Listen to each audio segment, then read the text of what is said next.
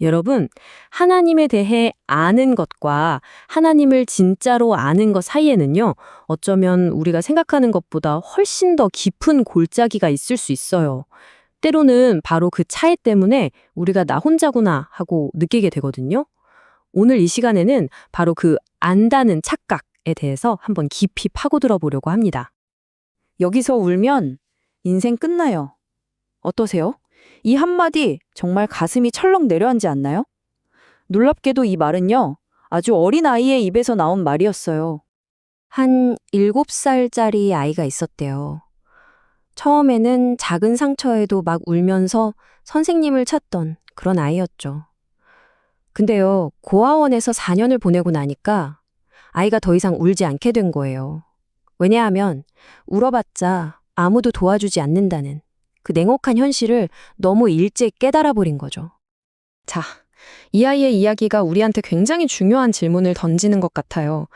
혹시 우리도 하나님 앞에서 영적인 고아처럼 살고 있지는 않을까요?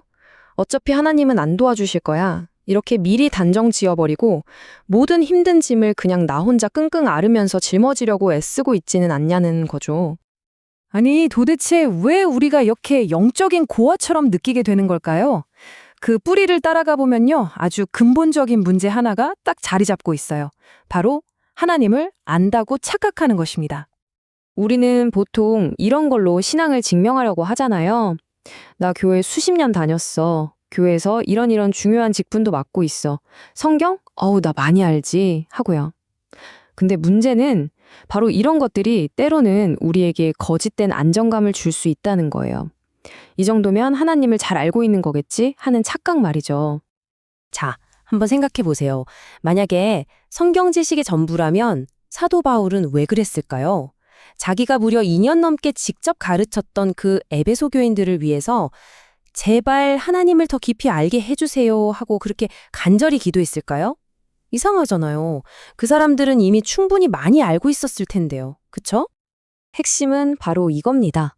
마음의 관계, 그러니까 인격적인 만남이 없는 머리로만 아는 지식은요, 굉장히 위험한 무기가 될 수 있다는 거예요. 다른 사람을 쉽게 판단하고 공동체를 갈라놓는 아주 날카로운 칼이 될 수 있다는 거죠.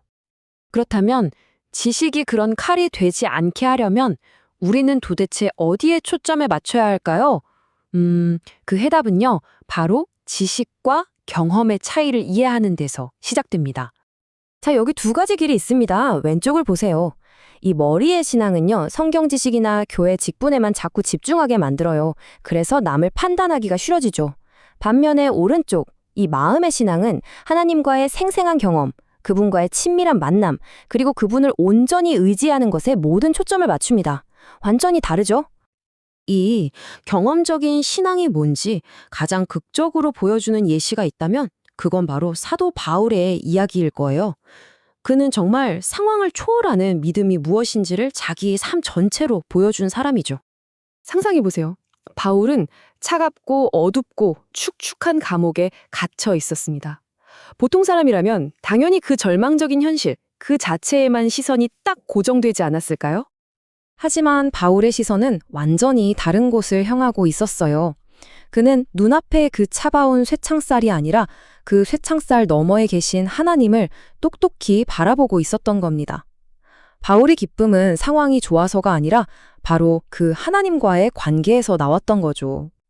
아, 정말 대단하죠. 그럼 어떻게 해야 우리도 이런 관계 중심의 신앙을 가질 수 있을까요? 놀랍게도 그 해답은요, 우리가 너무나 잘 안다고 생각했던 가장 기본적인 계명에 대한 아름다운 재해석에서 찾을 수 있습니다. 여러분, 십계명의 첫 번째 계명 다들 아시죠? 나 외에 다른 신을 두지 말라. 그런데 이 말씀의 원어적인 의미를 파고들면요, 훨씬 더 친밀하고 따뜻한 뜻이 숨어 있어요. 그건 바로 내 얼굴과 내 얼굴 사이에 그 어떤 것도 두지 말아라 라는 뜻이거든요. 이거 정말 놀랍지 않나요?